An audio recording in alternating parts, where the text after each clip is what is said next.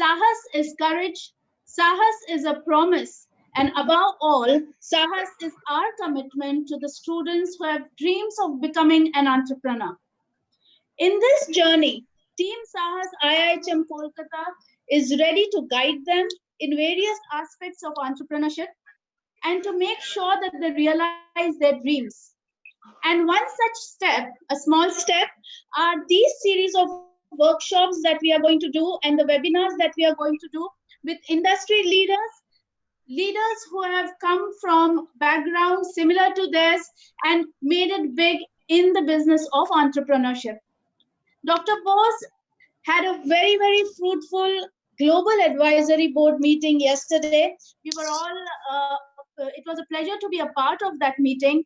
And one take back that came out is the 3.5 million fund for Sahas that was reserved exclusively for the use of students when they want to realize their dreams, they want to go ahead. The plan is in motion, and after due diligence, we are going to help out the students who are going to go ahead with the entrepreneurship dream. So that is a very, very positive outcome from yesterday's meeting. So they don't really have just a Kolkata-based advisory board or a Delhi-based advisory board or a campus-based advisory board, really. But now what is going to happen is that they have a global advisory board along with the funds that are required, and it's sure to take the dreams much, much further. With that, I would like to invite the director of IIHM Kolkata, Mrs. Sanjukta Bose. Ma'am, if you can please say a few words about this initiative and how we are going to go ahead with the Sahas initiative in the future. Over to you, Ma'am Bose. Good evening, a very good evening to all present here today. And today is the second session of Sahas Initiative Kolkata. Sahas, as you all know, that Sahas is inspiration. Sahas is an entrepreneur cell of IIHM, created to help the students who wants to do something, becoming job giver instead of becoming job seeker. Today's session is specially for the, it's called Starting from the Roots. So today we have our own alumni entrepreneurs present, and really feeling so proud to see you all. And I'm sure the students who are present here, we have a very close group here, and we are going online in the YouTube and Facebook, where many students are joining. And I'm sure you all, our very own IIHM alumni, will inspire them because you all started with the roots. We have with us Rohan Chanda, who is owner of Steak Factory, and he is also coming up with the Indians Lost recipes. And I can see, Rohan, your post every day. You are so encouraging in the time of COVID and where everything is going, we are having lots of issues, but he is utilizing his time to get to make his new project ready. That is India's Lost Heritage.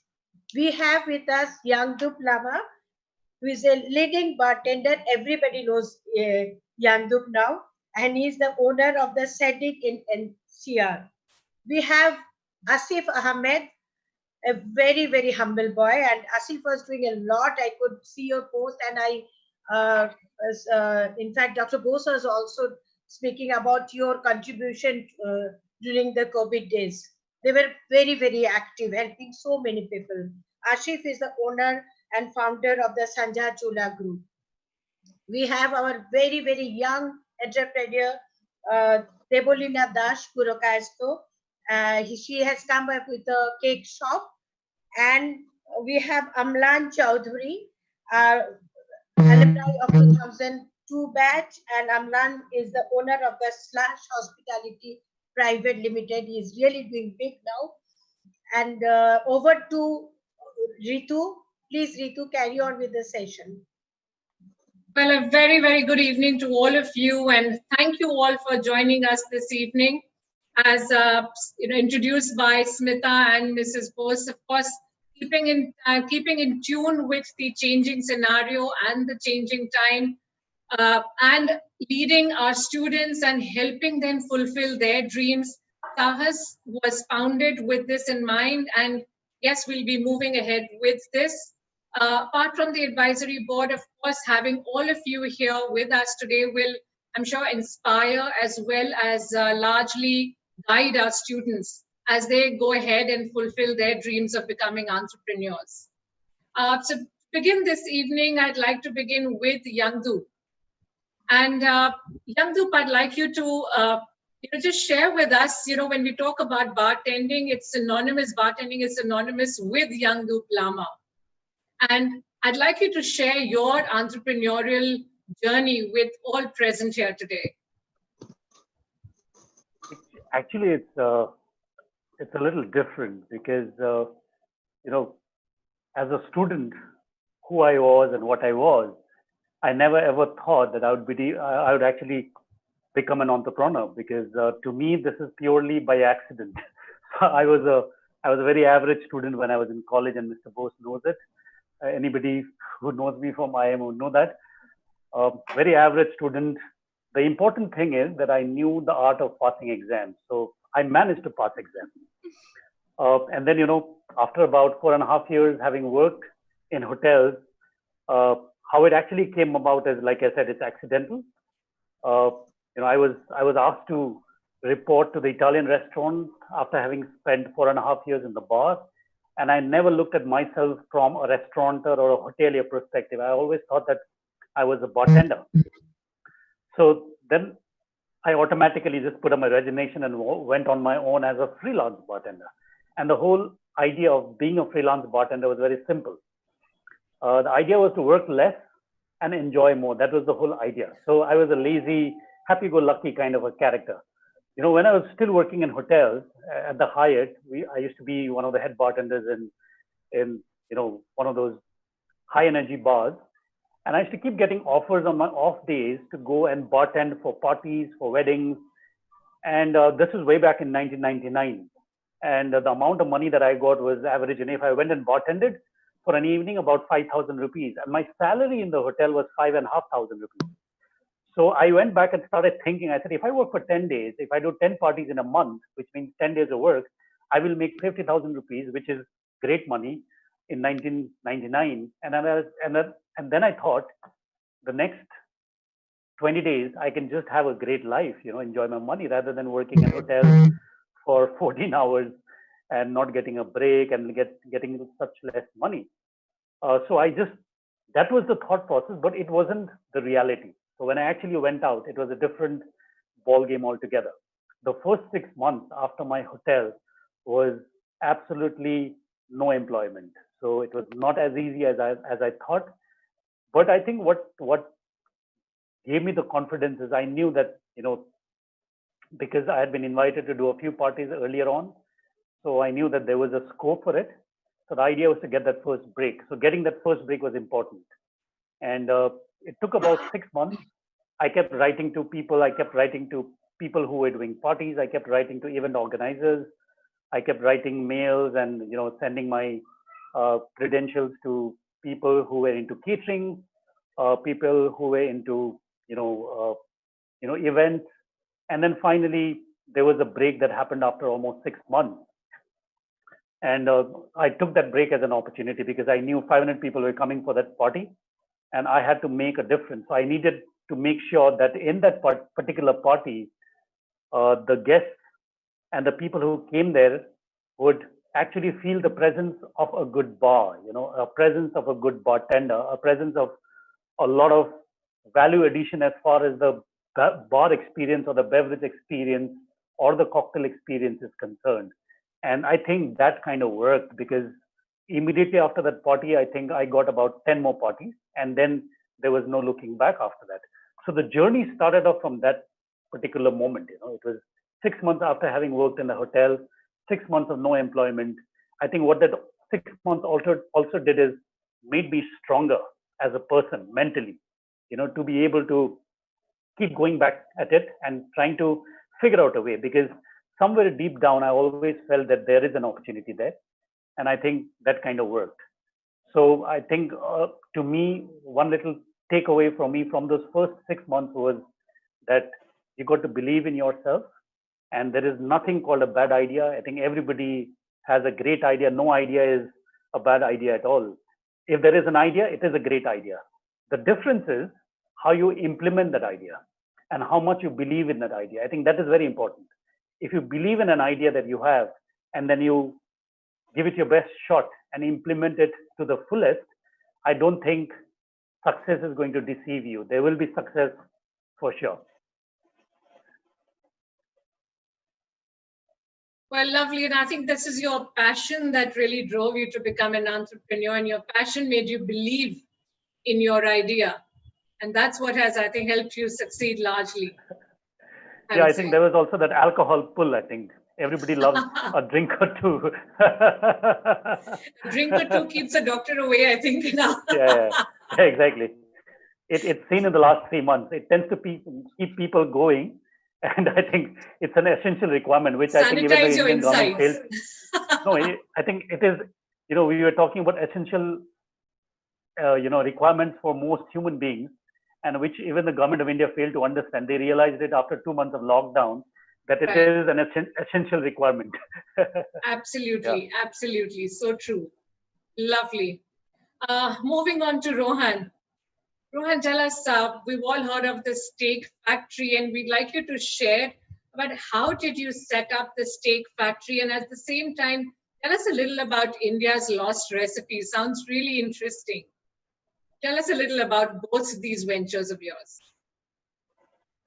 You'll have to unmute yourself, Rohan. Thank you. All right. So to start off with, first of all, it's nostalgic to see everybody after a long time. Mambos, Pritam sir. I didn't see the rest of the people who has joined. So obviously it was pretty nostalgic to see everybody. So it's a big hi from everyone. At last, we are coming back to our own feet after all this Corona and Amphan at the end of the day. So yeah, so coming to the point, I think Steak Factory was always there back of my mind. Like I always wanted to open a restaurant from the day I joined the hotel management, our hotel management college, IIHM. I think I still remember. I think I had this discussion with Ritu ma'am last time. For the first time when I went for a PR interview with Mambos, was in the year back 2006. And Mambos had asked me, why do you want to do hotel management? I said, I want to open a restaurant. So that always stuck on. And when I was working abroad, I always wanted to come back to India and open something of my own. And hence this entire idea of opening a restaurant. And I always liked steak and this kind of cuisine. So hence from there on, Steak Factory happened in the year 2011. And this is approximately 9 years we are functioning. Right now, the Steak Factory has approximately 4 outlets right now. And India's Lost Recipe is an endeavor where we want to bring up a lot of Indian dishes, which is basically getting erased from our memory. Though it's there in certain regions of India, we find it. For example, Rajasthani lal mas, or champaran mutton of Bihar, or nadru palak, which is a lotus stem thing, nadru palak of Kashmir, or gushtaba of Kashmir. So all these dishes we are trying to bring in again, rediscover the heritage of Indian cuisine and bring it to your plate. This month, starting this month itself. We're almost done with the interiors. We should be starting in a couple of weeks' time. Lovely, lovely. So, how did you go about? How did this idea come around of establishing the steak factory? Really? As I said, I always wanted to open a restaurant, but then when I came back, when I came back from US, when I came back to India after a gap of 2 to 4 years, because I was in Australia for a while as well.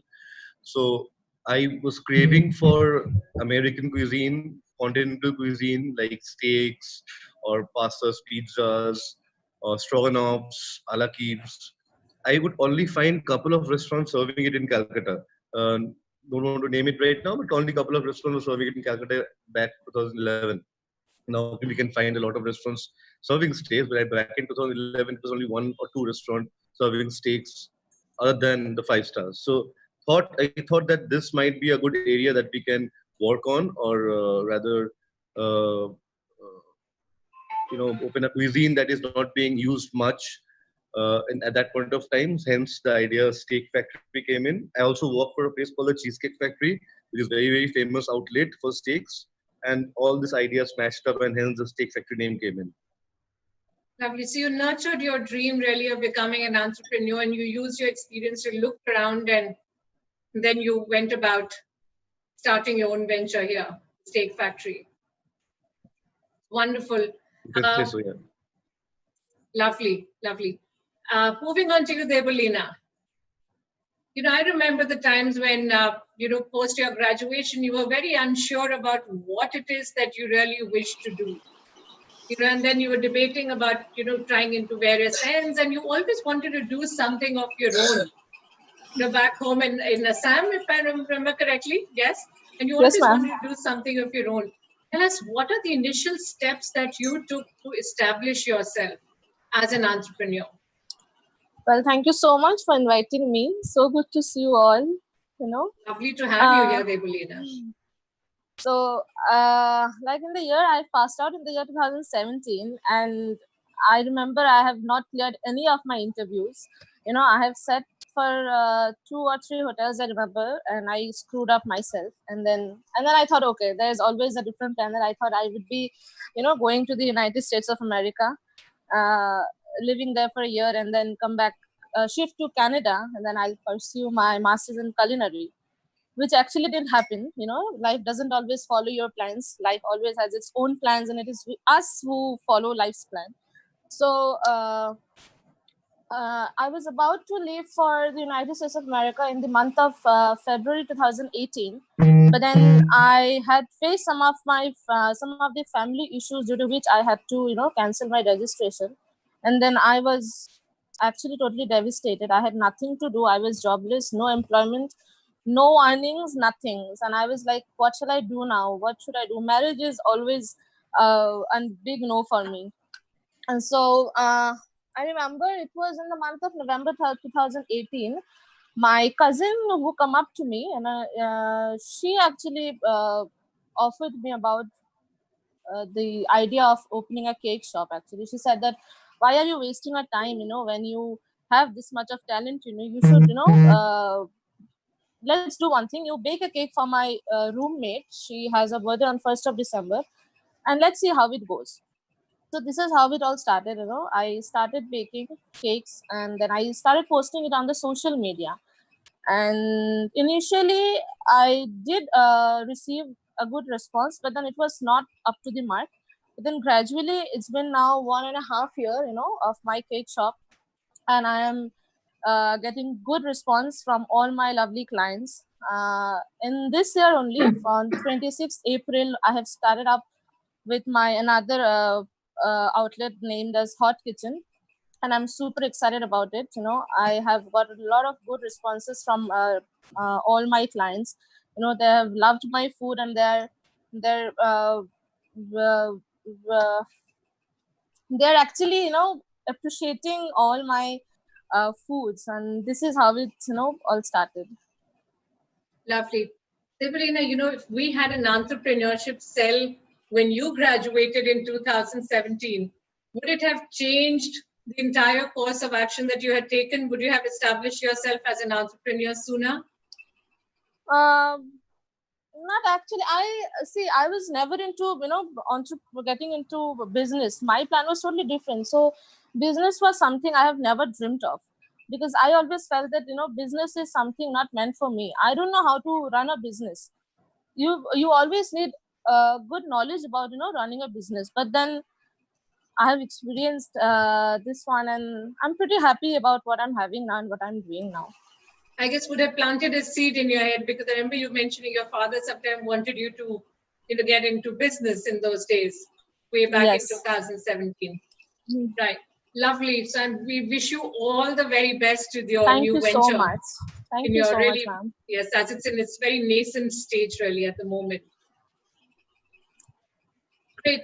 Amlan, tell us your slush hospitality. what inspired you to become an entrepreneur?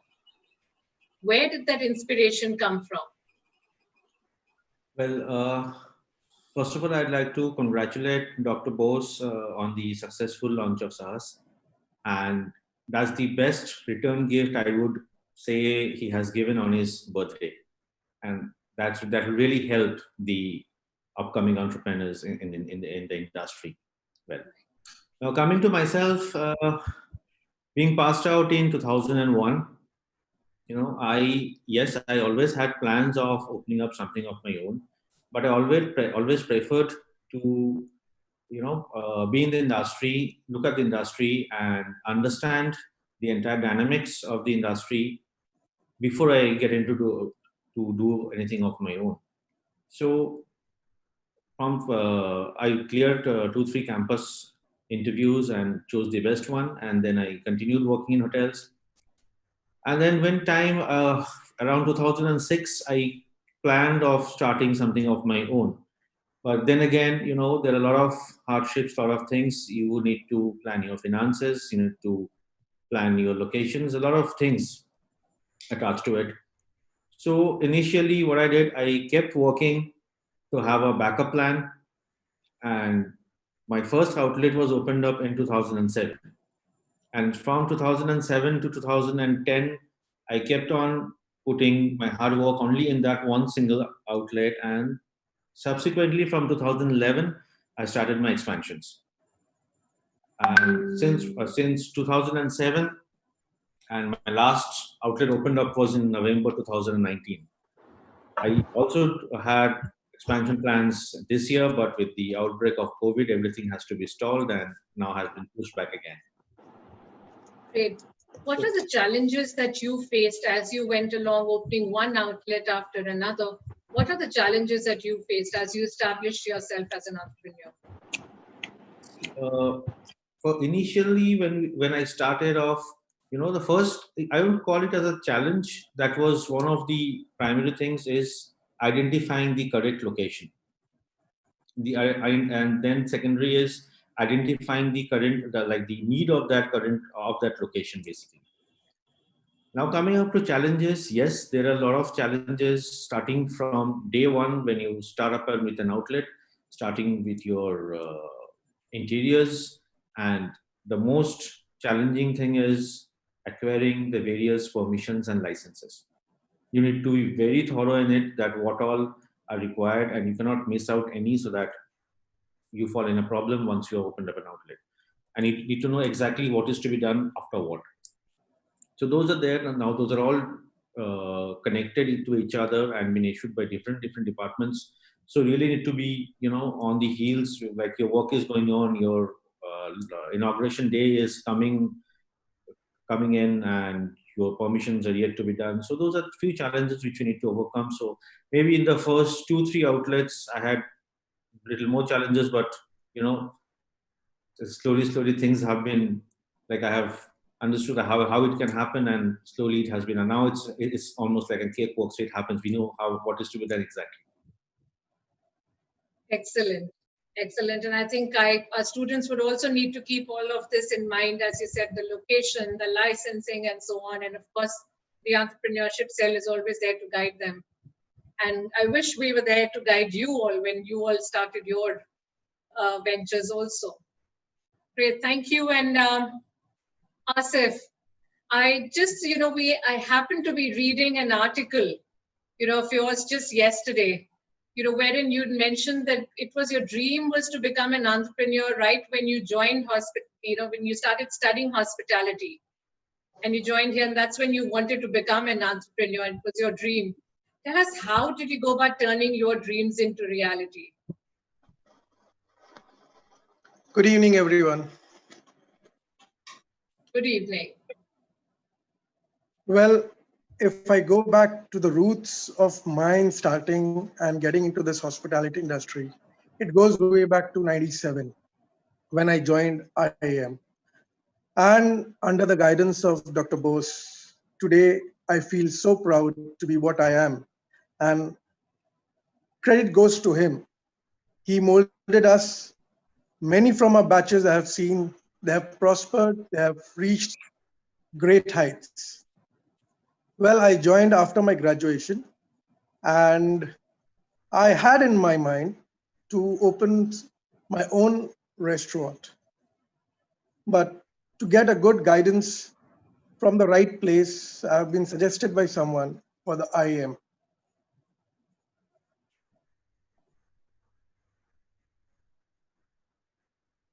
I think we have a bit of a connectivity issue here. Seems to be a bit of a poor connection. Asif, can you hear us?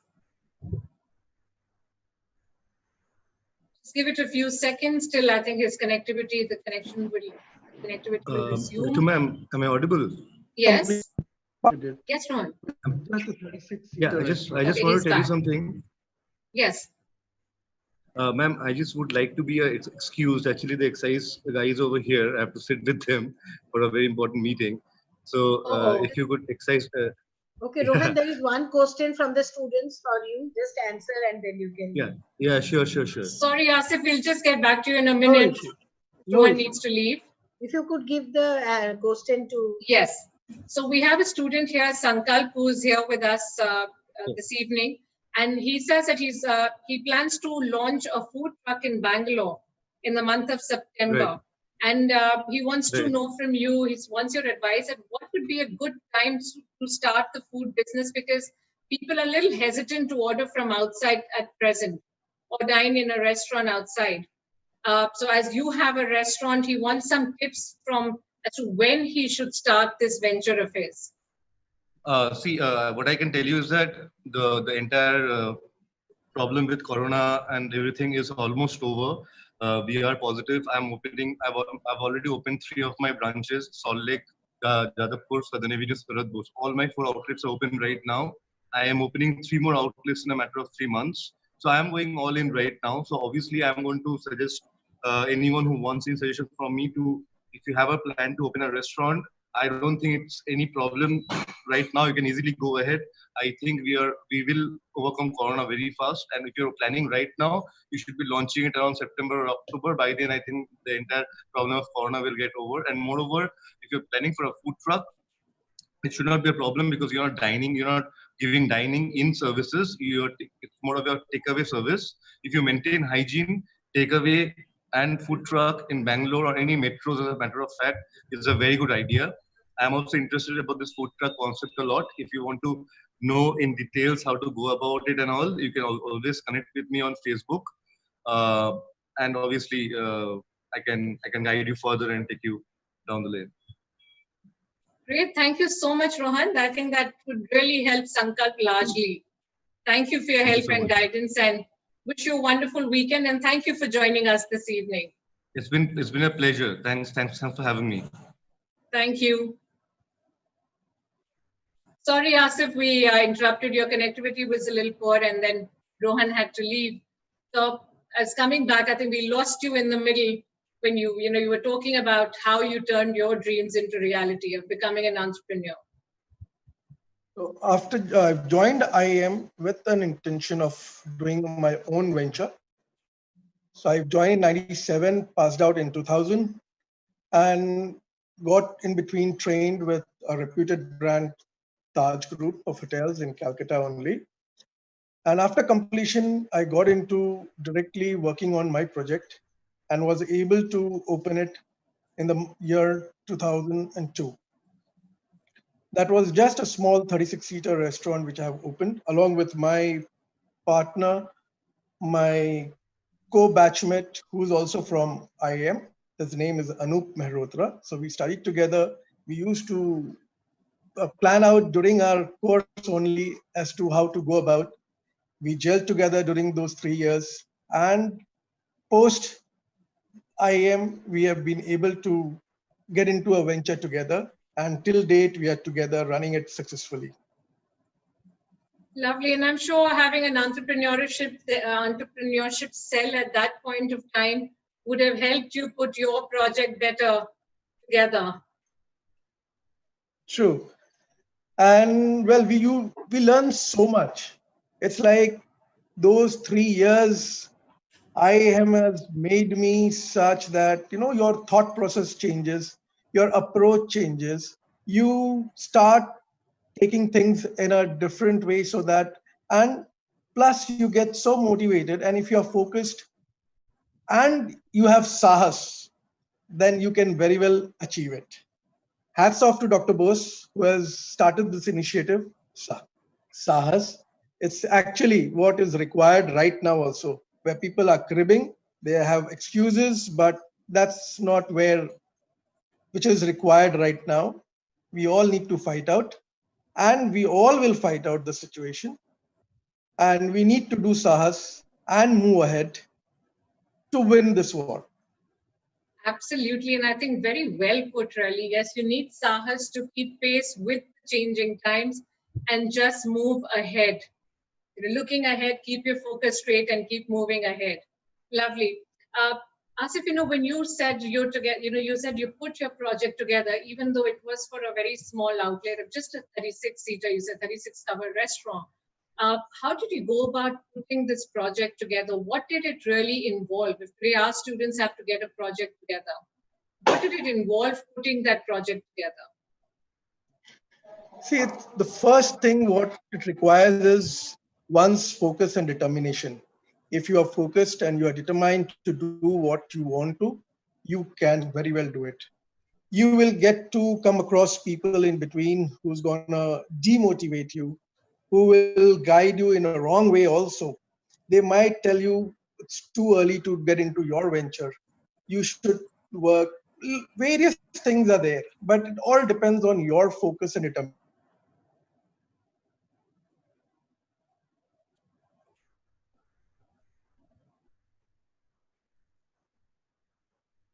I think we seem to have lost him again over here for a short while. Your determinants will arrive. The people who's doing the business.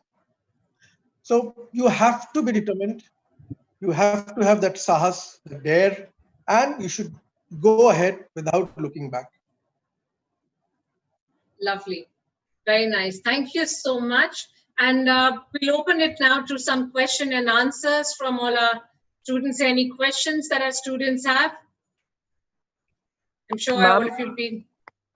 Yes. Ma'am, good evening. My name is Saptarshi, and it is indeed an honor to meet our seniors who are doing so much well in the business circle. My question is for Mr. Chaudhary, Mr. Omlan Chaudhary, that suppose, ma'am, I am starting, so suppose I am a manufacturer. I am a manufacturer who has entered the market newly. How am I to find my customer base? I remember a few days back, Dr. Bose in one of the one of these meetings said that if it is important, if somebody is making 20 bottles of jam, that should be encouraged as well. So my question is, if I am a manufacturer, how am I to acquire my customer base first? And the second question that will be following it is will be, how am I to handle the losses that comes on my way?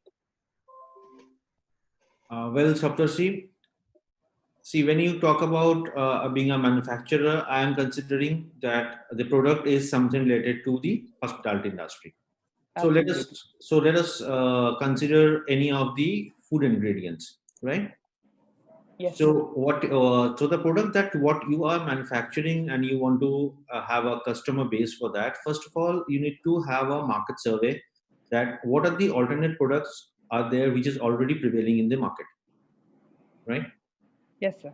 So first you have to do that market survey, and then you have to find out that what is the difference between those existing products in the market and your product, and what will be the convincing factor to your clients or to the various companies that you will be supplying the product, right? So you have to initially you have to prepare an USP for your product. That what is the USP that will sell, that people will be interested in taking your product. Normally what happens that once we keep on using a particular brand or a particular product, we become loyal to that product if the product is good. So the moment it comes in a new product comes into the market, so you need to be very convincing to your clients that your product has to be accepted in the market. So first of all, there are various factors like the quality of your product, the packaging of the product, the pricing factor. So when I talk about pricing factor also, you also need to have a penetration pricing, what we call in marketing, that you have to have a penetration pricing. So that whatever is existing in the market, so that's a carrot what you can give to your new clients initially. And most importantly, you have to do samplings. Once you have to start, distributing samples to the various clients so that they use your product and they can always, give you a feedback on the basis of that. Then initially, then you start giving them, as you said that Dr. Bose told a couple of days back, that even 20 pieces of jam is also a good product. That's very true. So that you give them two products, tell them that you might be using 100 quantities in a month of this particular product. Let me give you 10. Let me give you 10. Please use my product and let us see how it happens. And if your product is good, does well in the market, that will definitely be accepted. Get out of here. Thank you, sir. Yeah, and you had one more thing, that how you can Handle the losses. handle the losses. See, whenever you want to become an entrepreneur, you need to always have a plan B. Plan B is very important, that if this is not, then what is next? So because in any kind of new entrepreneurship, you can say, or you can say like a new product in the market, you can never be 100% sure that your product is going to run well in the market. Even like we open up outlets, like we all say that all the outlets do at par. There are some outlets which does lesser business, some outlets who does proper business, or some exceeds our expectations even. So those are the things, everything. So you also need to have a plan B, that if my product doesn't sell in the market, so what is my plan B? Absolutely, Right. sir. So that is how it is, and you need to be well prepared with your backup plans. Thank you, sir. Great. We have another question here, and I think we can give that to Asif here. Is that how would one look for an ideal location, or what would be considered to be an ideal location? See, ideal location depends. Now, if you are going to start with an Indian cuisine, for example, then you have to see the area where that cuisine has a demand. If an area which doesn't have a demand for Indian cuisine and I go for Indian cuisine in that area, I might not get support in that area. Won't get that popularity. I might have to work hard to get popular in that area. So we have to be very choosy about the locations as to which location I should go for. It's not about what I want to sell. It's about what people want. Accordingly, we have to sell. So that would be much more easier to handle the business. Right. Okay. Great. Thank you. And any other questions, students, please feel free to ask. You may please put your question down in the chat box, or we can unmute you. Any other questions? I'm sure our guest here would be happy to guide you and answer those questions. Yes, Sorry, Yandu. can I just add? Yes, can please. I just add a little bit on the location bit? Certainly. And I come from a very different school of thought when it comes to the location bit. Because when I opened my first bar, this was way back in 2012, one of the bigger challenges was me and my partner didn't have enough money, and to open up a bar in Delhi NCR requires a lot of money, right? So, because we had whatever we had saved, so it was a little bit of money that we had saved. The first bar that I have, which is located in Gurgaon, we actually chose a no man's land. It was actually a place where there was no footfall at all, zero footfall. There were even no lamps, so after 6 o'clock, all the shops would close, and then it would be absolute darkness. So we opened a place over there. It's a 60-cover bar. And right from day one, it was, so this was more like a passion project. So I had a dream of opening up my own bar. My partner, who is also from the industry, had a similar dream. So when we got into this, we realized that we could only afford to set up a bar here. But right on day one in our project plan, we knew that the first 6 months, we will not get customers because there's no footfall. So we'll have to create customers. So the journey was a 6-month journey. And so in our calculation, in the setup cost, the first 6 months was also part of the setup cost. So we knew that we're not going to make money in the first 6 months. The first 6 months is about reaching out to people in different ways, through different mediums. So that was part of a marketing thing, and a lot of times I've seen, especially in small businesses, sometimes we will have to take that into consideration because, and it was also a big learning for us because, cocktail culture was not that big in India at that time. People only thought that good cocktails were made inside hotels. Outside the hotels, people were only going to bars for dancing and weekends. Nobody came to a bar on a Monday evening. We wanted to create a bar where you just walk into a bar on a Monday evening, on a Tuesday evening, right? So it was not about music, loud music. It was about jazz. We did a speakeasy bar, which was of the 1920s kind of a bar. Cocktails are mostly driven with the classic influence. And then we allowed a bar which had to have the bar as the hero. So people walked in and you could have a conversation at the bar, and it required almost like 7-8 months to build on it. What we also realized is that the new age customer, especially in this part of the world, is a well-traveled customer. Today, you can view the world in your palm. So therefore, the exposure of the customer today is much bigger and much wiser than what it was maybe 10 years ago. And also the fact that customer is now very experimental. And you can see it even in the food space. Nobody ever thought, at least I never thought, that Indian food could be served pre-plated. And today it's come of age, so it's at par. And it's wonderful. We just did a pairing for the world's 50 best bars. Chef Malhotra created the dish and we did the cocktail for them. And it is being auctioned since yesterday online to raise funds for the global restaurant industry. And then what we realized is he's done a menu, which is an Indian menu, all Golgappa and stuff like that, which is absolutely, not traditional Indian. So the crowd is also experimental. I think one can play around with the product. And at times, it's also important to create an audience. That could also be another avenue to look at how you choose your location. Right. Absolutely. Ritu, good evening, everyone.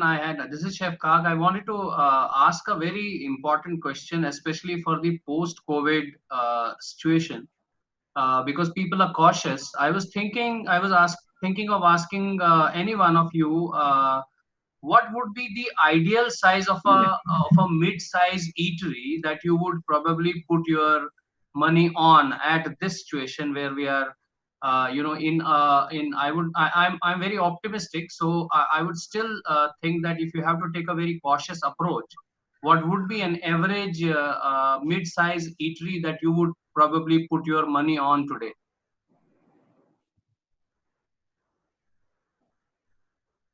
Well,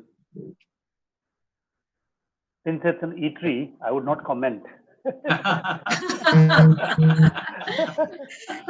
So I guess I'll say for Amlan, this would go to you or Devalina for that matter. Yeah. First of all, Chef, I'd like to tell you, COVID is such a situation wherein the entire hospitality industry. Post-COVID is now people have to think of kind of stuffs. Can you hear me? Yes. Yeah. So QSR is going to be the best model right now and will be a popular one since the mentality has changed. Sorry, during this COVID period, people are still hesitant and it will take some time for people to come out, dine out freely in restaurants. Though it will happen, but it will take some time. But the future is for the QSR. For the newcomers who want to join this, who want to get into hospitality business, must think of something on QSR, which has a very big market and which can do wonders actually. Yeah. Okay. Lovely. Amlan, you were saying something. Yes. Yeah. So as I was saying, the COVID has been, is a learning factor for all of us, not only for hospitality, for all sectors across the globe. Now when we talk about an ideal size, like of an eatery post-COVID, and So the thing is, at the moment, first of all, we need to get over with this crisis that we are going through. First of all, wherein many existing restaurants, pubs, bars, everyone, they're basically at the moment struggling to keep it on with the current conditions and all everything. Though yes, the governments have allowed to open up restaurants only, but then again, the factors are like the fear factor for the people are yet to be off. Though even like every restaurant is coming up with their own promotions, showing that how hygienic they are, how they're sanitizing, and what are the preventive measures they're taking to control the entire spread of the disease. But then again, people are also still skeptical at the moment that how it should go. So practically, I would suggest, see, maybe post-COVID, the entire market analysis has to be done properly. We have to find out that how the existing operations are going on, how the existing units has been running. So then accordingly, a call has to be taken that what size of an eatery one should open. And that again also depends on various factors like the location of the eatery, the cuisine that you will be serving out there. So there are a lot of different factors which also need to be taken into consideration, not only post-COVID factors and all of that. So I would suggest at the moment people should be very much careful before putting in any investments and thinking and getting into a new ventures. Thank you very much. Thank you very much to both of you, Asif sir and Mr. Amlan. Thank you very much. Can I ask a question? This is Ananya Ghosh. Sorry, Ananya. Sorry, I was just speaking. We have a question from a student. He'd asked a question a while back, and we'll come back to you again. Yes, Ananya. sure. That's all. We have a student here, Adnan, who's here with us, and he says he's planning to open a kebab specialty restaurant, and he wants to know what are the things that he should keep in mind when he starts this restaurant, and what can he do to attract customers to this restaurant in this given situation. Yes, Asif. So he needs to keep in mind, Adnan, your uniqueness, your unique taste, which will pull everyone to you. I am running a North Indian restaurant, sorry, and popular for the kebabs only. That's why I'm telling you, create your recipes, create uniqueness in your stuffs, which will pull people from every corner of the city. Lovely. I think that's a very valid point over there. Also, absolutely, that's his USP. Yeah, I'd also add up to what Asif said. Since he has also mentioned that attract customers during this pandemic. First of all, as I just said, that your SOPs has to be very clear, your hygiene factors has to be very clear. Now, as Adnan has categorically mentioned about a kebab specialty restaurant, as we all know, kebab is and at this moment during this pandemic conditions, a lot of people are considering takeaways as well as home delivery rather than dine-ins, right? But kebab is such a product wherein your like takeaways and home deliveries doesn't give you that kind of an taste or an experience of that particular product what you can have sitting in a restaurant, right? So, but we can't help it. We have to deal with it. So I would suggest even one more thing is like your chef need to really work out something that half an hour, 45 minutes, whatever time the food is required to be being delivered. The food remains as its original taste, and your packaging has to be very attractive and methodical, so that the food remains as fresh as you are having in the restaurant, sitting in the restaurant. Lovely, thank you. Over to Ananya, who had a question here. Ananya? Yes, actually, I would like to ask on behalf of the students, because they are all in the verge of making their business plans right now, because a lot of them have ideas, and we are encouraging them every day to make a proper, well-established business plan. So I would like to ask all of you, as entrepreneurs, can you emphasize the importance of a business plan to our students? That would really help. Then hearing it from you will actually make them understand the importance of it.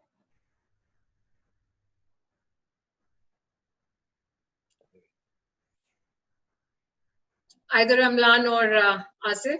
Yes, it can be any of our entrepreneurs. All are Or successful. Yangdoop or About the Devalina, business yes. plan. If you are talking about a plan, I told you it has to be, one needs to be very determined and focused. You will get a lot of feedbacks in between, wherein people will be motivating you, there will be people demotivating. But the only thing is you have to listen to all and do what you actually think is right. Your situation is going to be different than mine. Amlan's situations will be different than mine. So everyone has their own situations, own thought process. But what one think of is how to go about it.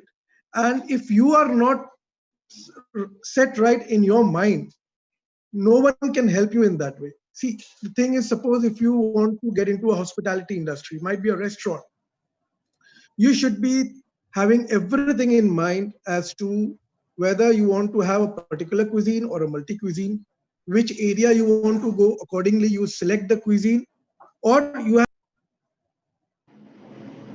Asif, you've gone mute. May I request you to please unmute yourself? Yes, you're unmuted now. Hello. We can't hear you. Can you hear Asif? me? Yes, now we can hear you. Yes. Okay. So it all depends. First, you need to chalk out your plan as to what you think about it and are you confident about it or not. If you are confident, then only you proceed, but don't just proceed for the sake of doing it or by hearing from people. That is the first and the foremost step. And then there are various theories you must have read, you must have heard, you must have seen during your trainings. All those things will come in your way as to from where to take what help during all the course what you have done.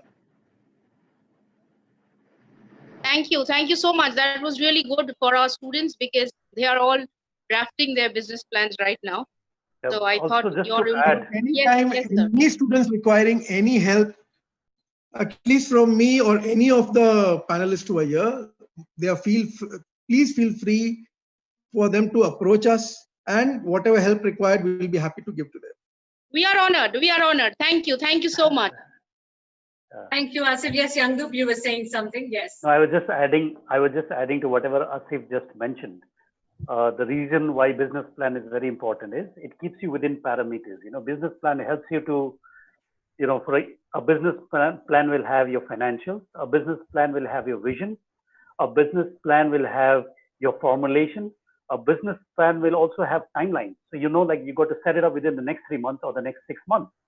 And it will also have a plan for the next year or two, right? So a business plan will help you stay within parameters. So that's why it becomes the foundation of any business, big or small. So the business plan becomes important.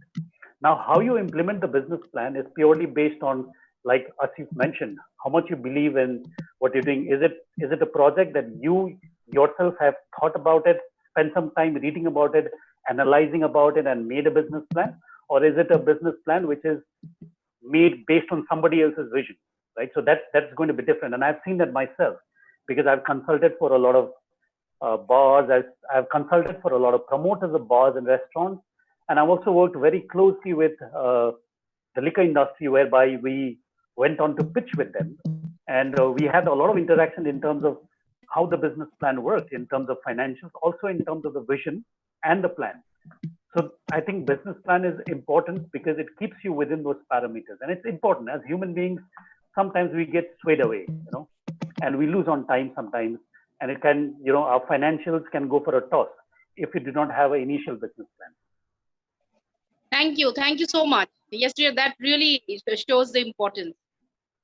Lovely. I think your advice was really good, Yangdoop. Thank you so much. And thank you everyone for joining us this evening. And before we sign out, maybe just a quick word from each of you, a quick advice, just a one-line advice to all our students before we sign out this evening. Amlan, just a quick one-line advice for our students. Ritu, can I request you to start with Asif, because I think his battery is about to die. So we would like to take yes, his of course, Asif, advice yes. before that. Yes, Asif, please go ahead. Just one line I would like to conclude is have sahas and do sahas and just be a winner. Great. Thank you. Thank you, Asif. Nice to join you all. Amlan. I'd like to tell everyone that you should believe in yourself, have your roots stronger, and I guess then winning is in your way. Lovely. Thank you. Yangdu? See, in life, what happens is we always crib, and that's a normal human nature, right? So, for example, if you look at the present times, we all say these are tough times, these are challenging times. I would always say these are more important than the times when everything is just smooth. You know, when the going is smooth, we are all on cloud nine. The idea is to be the best during these times. So, whenever the time is bad, I think you got to come out with your best.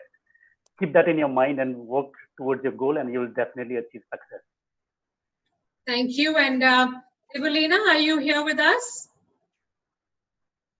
Ibulina, I think her connectivity went off. Yeah, she just wrote a message saying that she's not being able to connect now because I think the connectivity is very bad. Okay. All right. Well, big thank you to all of you, Amlan, Yangdu, Asif. Thank you all very much for joining us. And thank you, students, for joining us. I know our questions are never ending. This is just the beginning. Whatever questions you have, you may share it with the with Team Sahas here at IIHM, and we'll help you answer all those questions. This is, like I said, just the beginning and onward journey, and we've just got the wheels rolling. Thank you all very much. Wish you all the very best. Thank you. Thank you. Thank you very much. Thank you so much. Thank you. Thanks a lot. Cheers. All the best, everyone. Bye-bye. And we're signing Bye-bye. out of the IIHM Kolkata studio with that. Thank you, ma'am. Thank you, ma'am. Yes, thank you very much.